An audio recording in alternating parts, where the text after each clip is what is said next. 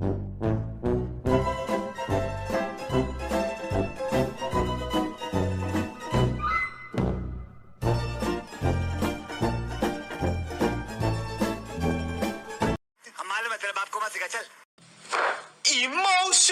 damage.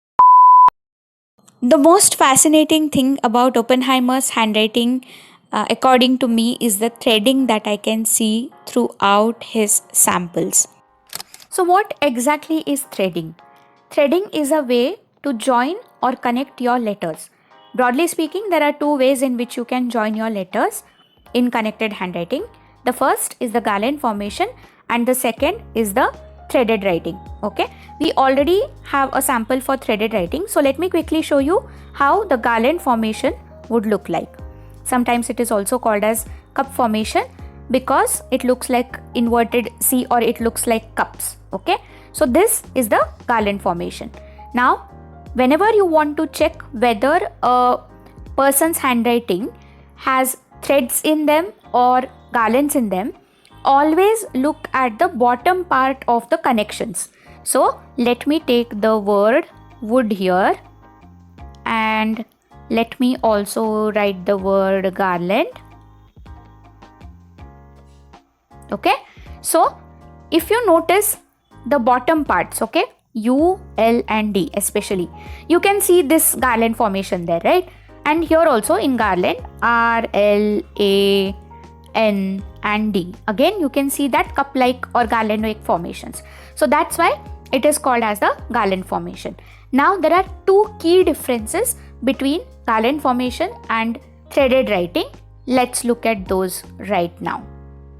The first difference is how shallow or how deep the formations or the connections look like. So let's take the word wood here, wedding, what else? Invitation, marriage. Okay, so in fact any connections, feel also, right?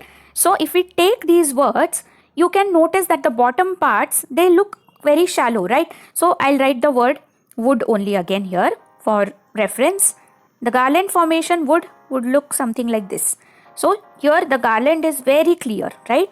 Let's write the word wedding. Now this is something that I'm writing as garland formation. Okay, so again E D D I N G. So it's very clearly visible. These garland formations are visible here, but in his case it's pretty shallow, right? So that's difference number one. Now difference number two is the legibility, how clear and how readable your sample is. Now his sample is pretty readable, but it's a little difficult to read. You cannot understand certain words. For example, I don't know what this word here means. Okay, but more or less I can see that he is talking about a wedding and marriage, and for example this letter as well, sorry, this word as well, I don't know what it is, but from the context I can make out that this word means invitation, but it doesn't look like invitation necessarily, this word, right? So the connections are either shallow, squeezed or angular, and the legibility gets affected. That's all you have to remember. Not just threading, but there are many indications in his writing that he is a brilliant man. Let's talk about those. Let's take this example of this particular word, with. Notice how he has connected W with I and how he has taken a pause and then joined TH. The pause is called as a intuitive break. Intuitive pause, intuitive break, you can say whatever you want. And notice how he has joined WI. It's a very unique way of joining letters. These two things together tell me that he is not only a creative person, but he has a very different and unique way of doing things. His ingenuity will stand out amongst a lot of people. The way they operate and do things, it will stand out for sure. And his sample is filled with these unique connections and intuitive breaks. मतलब इनका genius तो कोई और ही level पे है, ठीक है? This is a person who is way ahead of his time. I generally don't like talking about individual letters that much, but in his case, it's necessary. Let's take a look at his D. Notice how it is curved to the left. When this D appears a lot in a person's sample, you can be sure that that person likes to read a lot. And what kind of books do they like? These people enjoy reading philosophy, spirituality, religious texts, scientific texts, texts that make you question life, existence, nature. It makes you question ethics, morality, all these kind of things which require a lot of intelligence and depth. These people will love those kind of books. The very first thing that struck me about his handwriting, apart from the threading, was the amount of words or the quantity of words that was on the paper. There are hardly 5 to 6 words. So that tells me that this person is a recluse. He does not like interacting socially at all. He enjoys his company, he enjoys solitude, and he will only appear socially when it is absolutely necessary. When we look at his baselines, they are not just wavy, but there are several words here which are just sort of crashing. And I have marked all those words.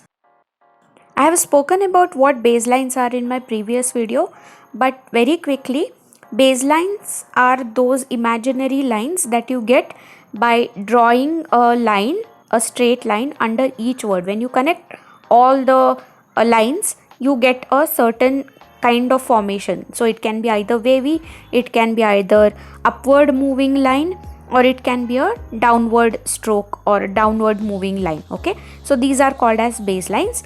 If you have a upward baseline, that generally shows positivity, enthusiasm, a zeal for life.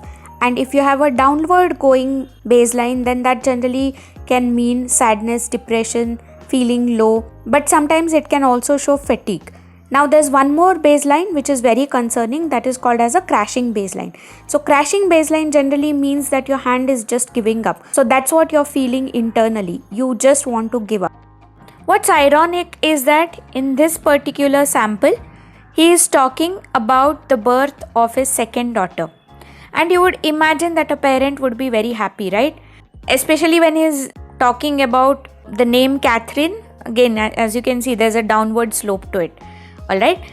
Not exactly sure why he was very sad and depressed during that point in his life, but he was not a happy man when he was writing this letter. I don't think I have done signature analysis with respect to the handwriting analysis till now, but let's do it in this sample. If you look at his handwriting here and if you look at his signature here, there is practically no difference between his handwriting and the signature. Remember, signature always shows your social persona. It has nothing to do with your private and personal life or how you are actually as a person. This is how you want to project yourself to the public. There is no difference at all for all practical purposes in his signature and his actual handwriting. He is the kind of person who is the same in his personal as well as in his social life. To conclude today's analysis, I would say that Oppenheimer was a brilliant, genius man, but at the same time, he was also a very complex and complicated person. I know that there are a lot of opinions on Oppenheimer, but I'll tell you this. He had a very strong understanding of ethics and morality. He knew very well what his creation was capable of, but I think he misjudged the amount of guilt, sorrow, and pain he would feel later on, which he did when the bombs were dropped in Nagasaki and Hiroshima. All this to say, whatever led to the creation of these atomic bombs under his supervision, it did not come from a place of any kind of sinister agenda. He simply did what he had to do. So that's it for today's video. I hope you guys enjoyed the analysis. Do let me know whom I should analyze next. If you have any other suggestions, do leave them in the comments down below. Like, share and subscribe. It's free. And I will see you guys next time. Till then, take care. Bye-bye.